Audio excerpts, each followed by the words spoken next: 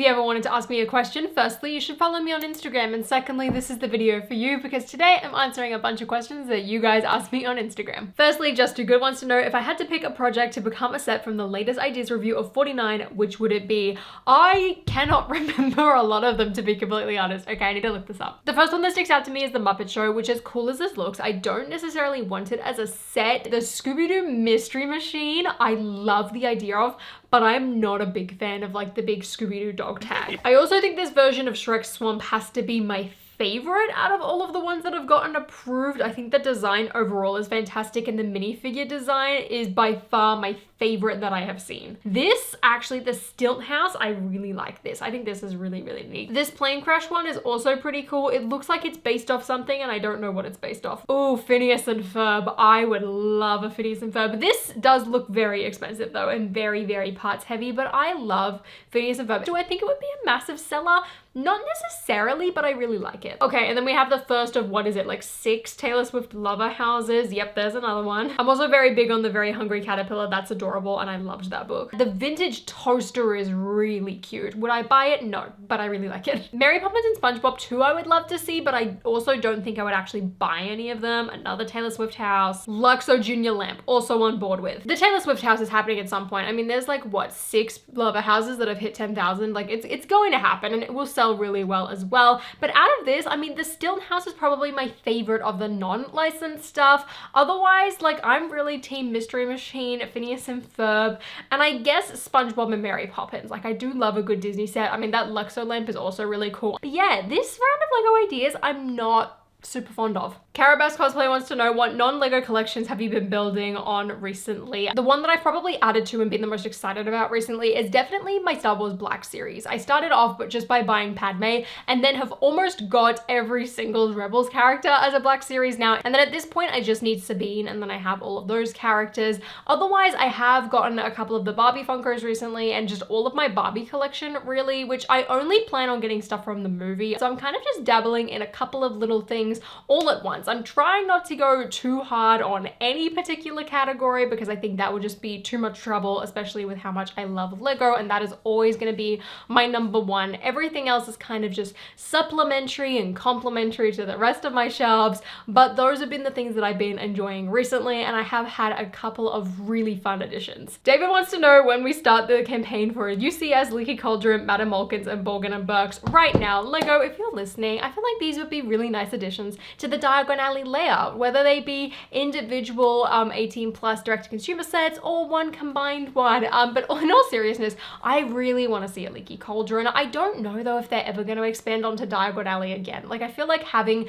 3 separate direct-to-consumer sets that you'd have to buy in order to have a complete, I guess, product is a little too much. I mean, Diagon Alley and Gringotts, it makes a lot of sense, but Gringotts is also incredibly expensive because of the fact that, you know, they went all out. They have the whole minecart system as well as just a bank, and I think if you are crossing it into like the $1,000 mark for everything, it's gonna be a little too much. That being said, I think they are absolutely going to do more Diagon Alley shops in that like playset scale type of thing. I would love to see a Leaky Cauldron pop up like that, as well as Madame Malkin's, Borgin and Burke's. I mean, a whole Nocturne Alley thing. Like, I think if they just go all out with the playset now and make a fully kitted out Diagon Alley, Nocturne Alley out of playsets instead of doing a Hogwarts Castle in a year, I think that's the way to go, and I would love to see that happen. So if that isn't the plan already, please, Lego. Top 5 missing minifigs in your collection. I mean, number 1 on the list is Pippin. He is the only Fellowship member that I am missing out of all of the original Lord of the Rings minifigures, so he's number 1. I'd also guess like Hector Barbosa. I don't think I've got Will Turner yet either for my Pirates of the Caribbean collection. I would also love to get Jango Fett, but I'm holding out for a new one. I mean, the new Captain Rex from the Venator as well, and then I guess as like a bonus, Bail Organa. Jacob asked what my thoughts are on the Shinhati minifigure. I feel like something's off with her. I 100% agree. Now, I don't have her in person. I have seen her, but I haven't bought the E-Wing set yet. I keep holding off for some reason, and I just can't bring myself to get it. That being said, that minifigure, and I don't know, there's something about it. I just don't think it looks right. And it's not just the minifigure either. The Black Series action figure has the same issue, and I don't know exactly what it is. I mean, part of me wants to say I think it's because the actress has such a sharp jawline and like a seemingly skinny neck, and because her hair is like all wavy and like kind of done in like a gothic style, or at least what I presume like goth and emo to be in Star Wars, like that's the vibe that she gives off to me, and I think that is really hard to replicate on both an action figure and especially a minifigure because of minifigure proportions. I mean, the hairpiece, it works, but I don't think it's like shaggy and like bob enough, I want to say. I mean, it's pretty close, it works, but she's really missing a cape. I wish they did just like a Mandalorian cape or even just a standard minifigure cape, but for me, I think it's the face print and just the fact that, you know, she has like a really sharp jaw, skinny neck and whatever. I don't think anyone can necessarily get it right. Like, she always looks a little bit goofy,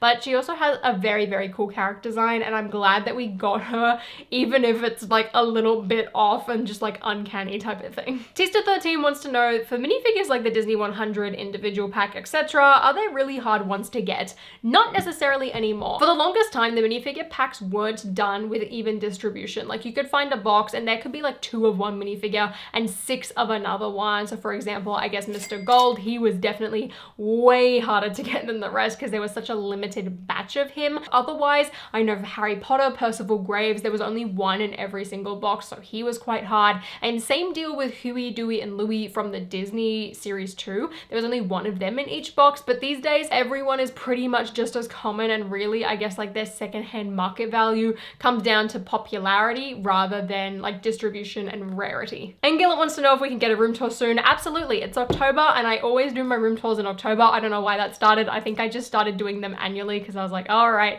I guess it's been a year, I'll do another one. But I'm planning on filming it this weekend. I've cleaned up my room and I'm gonna go through like all of the different subsections where my Lego is as well. So it won't just be this room. It will also be, I guess, like my filming / mock table, as well as my little Star Wars shelf that I have going on. Sandra asked what Disney sets I want. I mean, firstly, I want the ones that popped up in that massive Lego leak. So the Snow White Cottage that kind of got canned from ideas after being half selected, and the Maleficent Dragon Battle. Those absolutely amazing. Would love them. Otherwise, I'd love to see a Peter Pan Jolly Roger. Like the Peter Pan set this year, it's cool and all. It was ridiculously overpriced for what it was, but like the Jolly Roger, the pirate ship. People love pirate ships. You get the pirate fans in, you get the Disney fans in. It makes a lot of sense. I mean, also Aurora's Castle. I really, really want to see that. Like, don't just give us Disney World. I want to see Disneyland too. Oh, and the Beauty and the Beast castle. Just Disney classics. Tons of Disney classics. I think as well it would be really fun to get like a Finding Nemo type of set. Monsters Inc. of course. I mean, that's why I made my project in the first place. I'd also love to see some like more Cars and Radiator Springs and Toy Story, and like do a ton of Pixar sets as well as more Disney classic sets. I'm really excited to see what happens though with next year's leaks. I think it's going to be a good year for Disney overall. I hope that Disney 100 changed it for the better. Astro wants to know what my thoughts on the Avengers Tower D2C are. I'm very excited to see it. I don't plan on buying it at all. I mean, I think it's going to be really, really cool, but I also think it's going to be too expensive for me to justify it. And just with how much I care about Marvel these days, it does not make sense for me. I do, however, have some interesting opinions, I guess, on the Kevin Feige minifigure. Like, I get why Stan Lee wasn't a thing. I get their reasoning. It makes a lot of sense that he's not included. But I also am not huge on the idea of Kevin Feige being it. Like, I don't know. I just feel like it's kind of a little bit of a cop-out and it feels a little weird. Like, I feel like a couple of years ago, I probably would have been really excited and back in like Marvel's peak. But now I'm just like, why? Like, it's not a particularly great looking minifigure either. Like, I don't know. I'm very excited to see this set. I think it will look incredible and I really want to go and check it out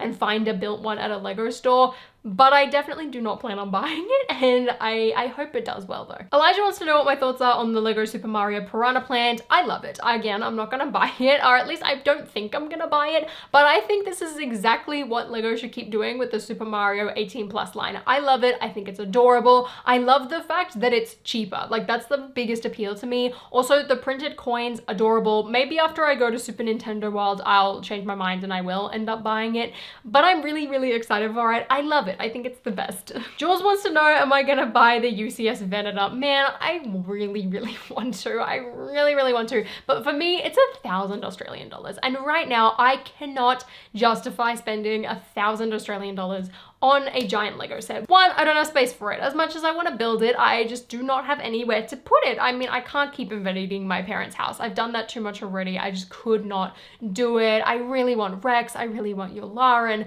I love Revenge of the Sith, and I loved season 7 of the Clone Wars and the rest of the Clone Wars. Like, I think it's amazing. But I also think too, if I'm gonna buy a set that size, I need to get the Falcon first. Maybe I will in a year or two. It's probably gonna be a no though. And it sucks because I really want to show my support for the Venator so that we get more Clone Wars and prequel sets, but it is just too big and too expensive for me. I can't do it. But I hope everyone who did get it has a fantastic time. I'm very jealous and I cannot wait to see it built in a display case. I still haven't seen it. Wikipedia screenshots came through with my favorite question that I feel like I've seen in a long time, and that is, since you fly so much, are you diamond status with any airlines? I cannot tell you how excited I get over talking about airline rewards and airline loyalty and airline status. So I do fly a lot, and I have been a proud member of the Qantas Frequent Flyer program since like 2014 or something, and they're also a part of the greater One World network. So if you're a member of British Airways or American Airlines, Qatar, and things like that, like you'll know the system I'm talking about. So my Qantas status is called Gold, which is where you get like lounge access and business class check-in, and then I think when it comes to like One World, it equivalates to either Sapphire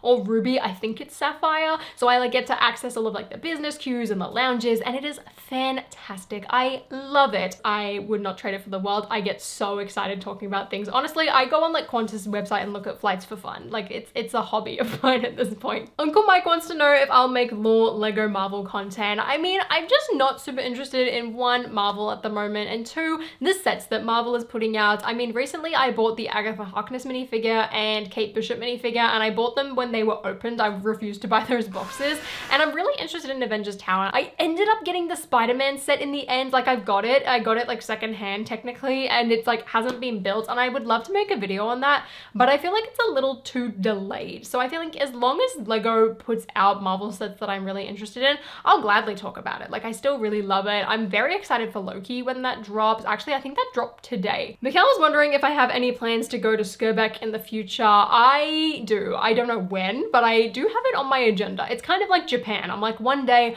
I will go, one day I'll go to Billund, and ideally I would go at Skirbeck just to make the experience a little bit more fulfilling, because I think it is so cool to see all of like the local Lego talent, and also the fact that the designers go to the show too. One day I will get there. I don't have any immediate plans. I mean, if I do go as well, like I'll go through London and visit my family, so I do have kind of, I guess, a reason to go over there, but just at this point in time, it doesn't make sense for me to go to Denmark right now. Hopefully within the next year or two, I can make that happen, but at least at the moment, there are no immediate plans to do it, but it is something I really want to do. And lastly, Peacekeeper asks, do you think that we'll get Thrawns Chimera Star Destroyer next year? By the way, love the content. Thank you very much. And absolutely, I mean, I feel like the Star Destroyer makes the most amount of sense. Like if you were going to do another Ahsoka set that includes Thrawn, which I absolutely think is going to happen, the Star Destroyer is the one to go to. It's been so long since we've had a playset Star Destroyer, and I think that one again is going to be perfect because you're going to bring in people who are fans of the original trilogy, fans of Rebels, fans of the Ahsoka show, and it would be so stupid not to include a Thrawn minifigure at this point. Like we knew he was coming, we knew he was teased, he was in the episodes, and he's really the only character that was left out of the Ahsoka wave.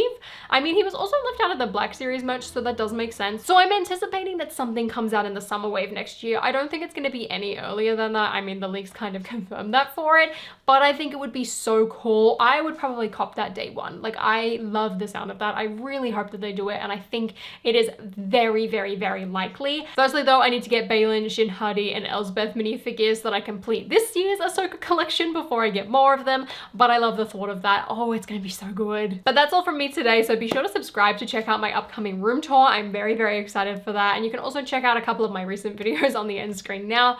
But until next time, I'll see you later.